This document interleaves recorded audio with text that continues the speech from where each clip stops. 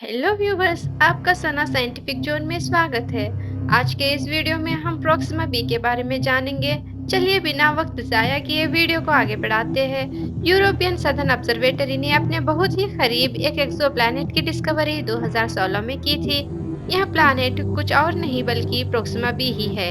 यह Proxima B Proxima Centauri के habitable zone में था, अर्थात जिस पर जल अपने लिक्विड स्टेज में होगा, जो कि यहाँ पर जीवन के मौजूद होने की संभावना बहुत हद तक बढ़ा देता है।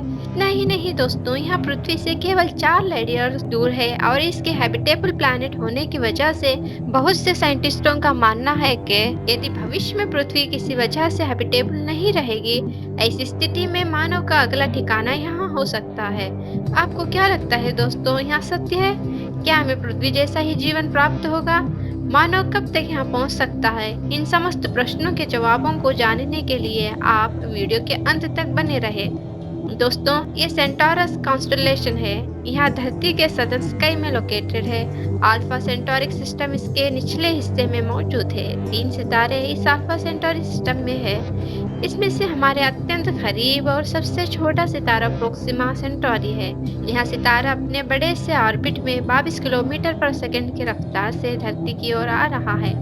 इसकी रफ्तार सुनने पर हमें कुछ ज्यादा नहीं लगती, लेकिन दोस्तों जानकारी के लिए बता दूं कि यह स्पेस शटल से भी द्विगुना तेज है।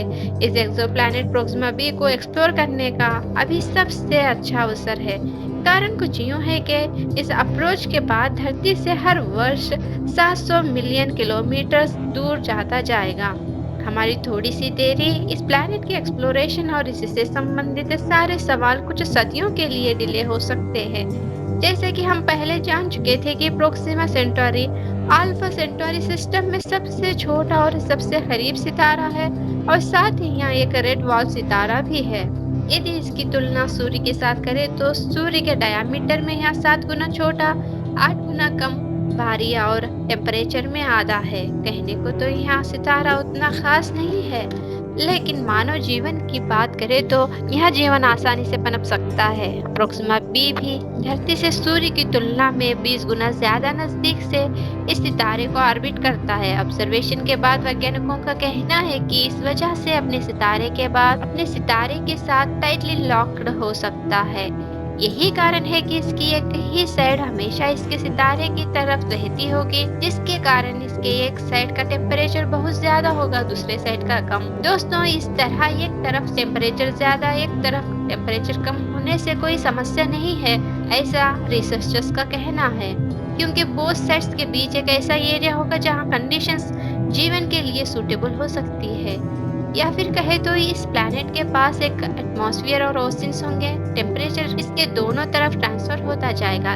लेकिन सबसे बड़ी समस्या इस प्लैनेट को हैबिटेबल बनाने वाला सितारा ही हो सकता है।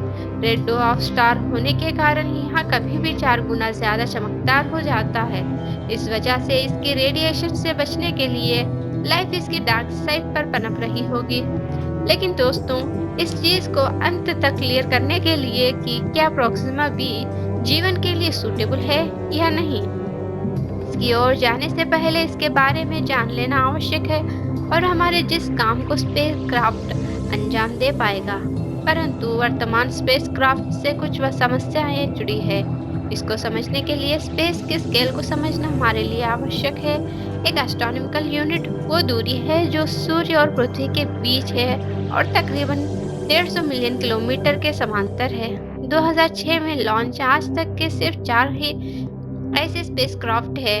15 किलोमीटर पर सेकंड के रफ्तार से प्लूटो और इसके मून को एक्सप्लोर करने वाला हॉराइजन प्रोब अब सौरमंडल के बाह्य सफर में लगा हुआ है और धरती के 50 यू की दूरी पर मौजूद है। और दोस्तों, बताते चलूंगे 1970 के दशक में प्रारंभ में नासा द्वारा भेजे गए ट्विन प्रोब पायोनियर 10, जो कि 120 एस्ट्रोनॉमिकल और पायोनियर 11 100 एस्ट्रोनॉमिकल सफर में कामयाब हो चुके हैं। इस रेस में सबसे अग्रस्थान में नासा द्वारा 1970 में लॉन्च वॉयेजर 1 और 2 है, जिसमें से वॉयेजर 2 122 एस्ट्रोनॉमिकल यूनिट का सफर खत्म कर चुका है। और रही बात वॉयेजर 1 की, तो वॉयेजर 1 47 एस्ट्रोनॉमिकल यूनिट की दूरी पर है। लेकिन दोस्तों, धरती से प्रोक्सिमा सेंटोरी की दूरी को देखें तो ये वॉयेजर की करंट दूरी से भी 1800 गुना अधिक है। वहां तक वॉयेजर को पहुंचने के लिए लगभग 74 वर्ष लगेंगे। टिपिकल रॉकेट स्पेसक्राफ्ट को छोड़ते हुए कुछ ऐसे टेक्नोलॉजी को बनाना होगा जो स्पीड के मामले में अधिक तेज हो, ताकि जल्द से जल्द प्रॉक्सिमा बी पर पहुंचा जा सके। रॉकेट फ्यूल प्रोब की हर समस्या के हल के लिए वैज्ञानिक पहले से दिन रात एक कर लगे हुए हैं। यही कारण है कि कई अल्टरनेटिव इमरजेंसी सोर्सेस के साथ एक्सपेरिमेंट्स चल रहे हैं। लेकिन दोस्तों, आप बताएं कि क्या हमारे पास इतना समय है कि हम पूरी तरह से नए फ्यूल से पावर्ड इंजन को बना पाएंगे?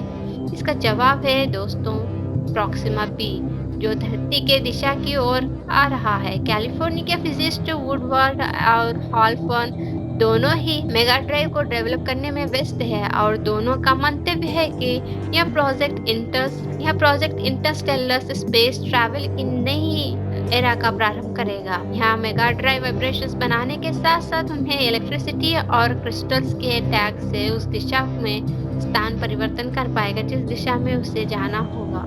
सुनने में यह खास लगेगा, परंतु इसे व्यवहार में भी उतना ही एफिशिएंट होना पड़ेगा। इसके डेवलपमेंट के लिए नासा ने पहले ही पैसे दे चुका था। ईएम ड्राइव, जिसे इम्पॉसिबल ड्राइव के नाम से भी जाना जाता है, रोजर, जो कि एक ब्रिटिश इंजीनियर है, वहाँ ईएम ड्राइव पर काम कर रहे हैं। मैग्नेट्रॉन से बना यह इंजन किसी सिंपल माइक्रोवेव ओवन की तरह ही माइक्रोवेव्स को रिफ्लेक्ट करता है। यहाँ माइक्रोवेव्स पावरफुल थ्रस्ट को जनरेट करने के लिए एक कोन जैसे आकार का निर्माण कर लेते हैं। केवल इलेक्ट्रिसिटी पर ही इको फ्रेंडली वाला विचार काम करेगा। यह संभव है कि इसका पहला प्रोटोटाइप कब तैयार होगा? थर्मोन्यूक्लियर इंजन को प्रिंसटन प्लाज्मा फिजिशियन लैब में मॉडल किया जा रहा है। प्रॉक्सिमा बी पर पहुंचने के लिए हमें बहुत रिलायबल चाहिए। इसके लिए थर्मोन्यूक्लियर इंजन खास है। हीलियम-3 और ड्यूटेरियम के उपयोग से न्यूक्लियर फ्यूजन एनर्जी से यह इंजन कार्य करेगा। 5 सालों में कोई भी इसके माध्यम से स्पेसक्राफ्ट प्लूटो तक पहुंच पाएगा। देखा जाए तो यहाँ न्यू हॉराइजन से दुगना तीव्र है। शेष सभी इंजन के मुकाबले में यहाँ थर्मोन्यूक्लियर इंजन आने वाले 42,000 सालों में प्रॉक्सिमा बी तक पहुंचेगा। परंतु दोस्तों, इतने लंबे समय तक प्रॉक्सिमा बी हमसे बहुत दूर जा चुका होगा।